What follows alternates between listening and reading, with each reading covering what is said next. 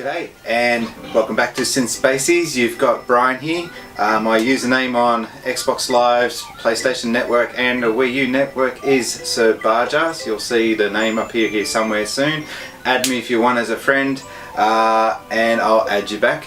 Now this is just a quick video because I haven't really introduced myself from the early Let's Play videos, but yeah, my name is Brian and I used to work in Sega. That was my first job, or Sega as you guys overseas call it, and I was working on the hotline. Basically, people would phone in and ask how to get past levels in this game or that game, because this was done in a time before you could just go online and Google it.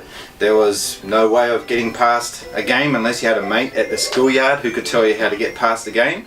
The only other way was to buy magazines, which I'll get to in a second, or you would buy the game, and inside the game would be a phone number to call, and that phone number would be leading to us at the Sega hotline. Nintendo had a hotline. In fact, we at Sega used to phone up Nintendo hotline and prank them all the time. They probably didn't do it to us back. They were more sort of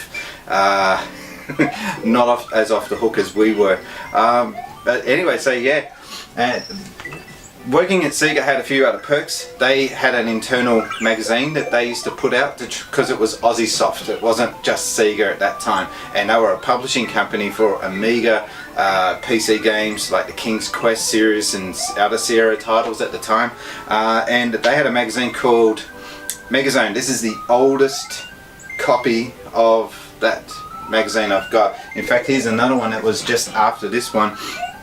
The very first revealing of Sonic the Hedgehog, and this is pretty much the era where I started to get involved in the company. They asked me to come in and have a look at the game, and yeah, it was pretty awesome. So this is dated January 1992, which was pretty much when I started working there. Yes, I'm pretty ancient. So I had my own console column in this called Console Crazy, and I was working there for about 2 years or 2.5 years. So there's some pretty cool magazines here. There's one here with Dragon Fury, which was a pinball game on the Mega Drive. It actually had a soundtrack which was awesome, and that soundtrack was done by the same guy who did the soundtrack for the intro on my channel, which is for a game called Musha Alesta, and that was like the best soundtrack of all time. I only just found out that he also did the music for this game as well. Getting sidetracked. I've just got a few other copies of the magazines here. We've got Flashback when it was being released. We've also James Bond 2, a game we probably want to forget. Also Cool Spot, Street Fighter 2 on the front of that one, and there's also Hook. Yeah, it was an alright movie. But yeah, you get the idea of that. Also, when working in Sega, they had their own internal thing called Sega Zone. This was a membership that you could sign up to get access to the hotline to get all cheats and all codes. And this was the magazine that they put out there, and we would have our own. When I say we, the Sega masters, we would have our own articles published in these things as well. These are the only ones I've got left. I'm sure that there's some other guys out there who probably got every single one, but these are the only ones I've got remaining of that one there. And after finishing up working at Sega, I then moved on to working in the Gamesman, which was a video game store just not too far from where I live. But while working there, I managed to work for write for another magazine called Hyper, because the editor, Stuart Clarkey, left Megazone to form this magazine, an independent, truly independent magazine, which I think is what he wanted because there was a bit of control with the Megazone magazine. But my God, I've got not only one but 2 copies here of, well, one busted copy. I just realised the back cover's missing on that one.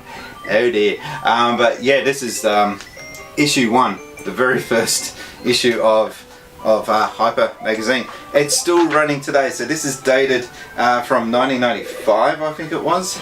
Doesn't have a date on it, but it's around the 94-95 era.